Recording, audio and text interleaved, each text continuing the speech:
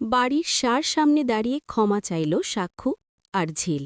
হ্যাঁ বন্ধুরা, ভোলে বাবা পারকারেকা ধারাবাহিকের আজকের পর্বে দর্শকেরা দেখতে পাবেন ঠাকুরমশাই সাক্ষুর মাকে তাড়াতাড়ি করতে বলেন, কিন্তু ততক্ষণে অনেকটাই দেরি হয়ে যায়।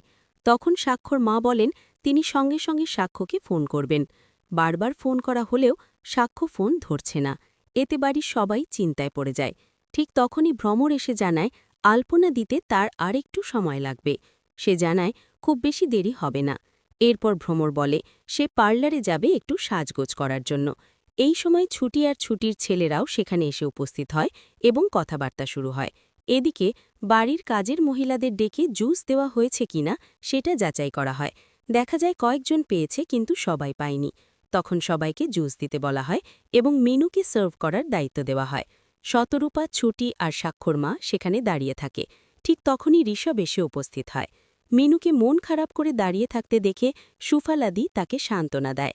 মিনু বলে তার মেয়ে কোথায় গেছে সে কিছুই বুঝতে পারছে না, ফোনও ধরছে না। অন্যদিকে সাক্ষর মা বারবার সাক্ষ্যকে ডাকতে থাকে। তখন শতরূপা জানায় সাক্ষ্য সকাল থেকেই বাড়িতে নেই, তাড়াহুড়ো করে কোথাও বেরিয়ে গেছে। এরপর তুতু পার্লারে যাওয়ার কথা বলে। এই নিয়ে ভ্রমর আর ঋষভের মধ্যে মজার কথোপকথন হয়। ঋষভ মজা করে জানতে চায় ভ্রমর তাকে কি বলে ডাকবে। লজ্জায় করে ভ্রমর শেষে বলে জামাইবাবু। এতে সবাই হেসে ওঠে। শতরূপা এই কথাবার্তায় বিরক্তি প্রকাশ করে জানায় দুই পরিবারের পক্ষ থেকে এখনও বিয়ের কথা চূড়ান্ত হয়নি। যদিও অন্যেরা ইঙ্গিত দেয় বিষয়টা সবাই কম বেশি জানে। এদিকে মিনু কান্নাকাটি শুরু করলে তাকে আবার কাজে ফিরে যেতে বলা হয়। কথার মাঝেই ঝিলের প্রসঙ্গ উঠে আসে। জানা যায় ঝিল একাই ব্যাঙ্গালোরে চলে গেছে।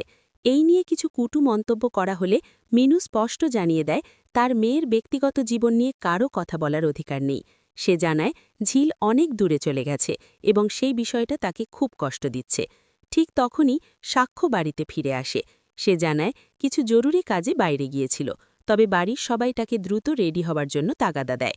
পরে পার্লারে যাওয়ার সিদ্ধান্ত হয় এবং ঋষভ, ভ্রমর ও তুতু একসঙ্গে বেরিয়ে যায়।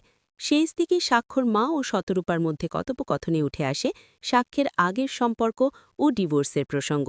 সাক্ষর মা বলে ঠিক সময়েই ছেলেটা সঠিক সিদ্ধান্ত নিয়েছিল। অন্যদিকে দেখা যায় ঝিল সম্পূর্ণ প্রস্তুত হয়ে বসে আছে। তার বন্ধুরা জানায় তাকে খুঁজে নিয়ে যাওয়ার কথা বলা হয়েছে। ঝিল জানায় সে আর আগের জায়গায় ফিরবে না। বন্ধুরা ইঙ্গিত দেয় সামনে তাদের একসঙ্গে গান গাওয়ার নতুন অধ্যায় শুরু হতে চলেছে।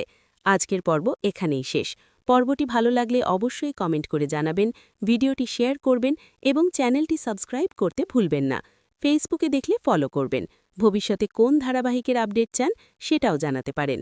ভিডিওটি ভালো লাগলে চ্যানেলটি সাবস্ক্রাইব করতে ভুলবেন না। ধন্যবাদ।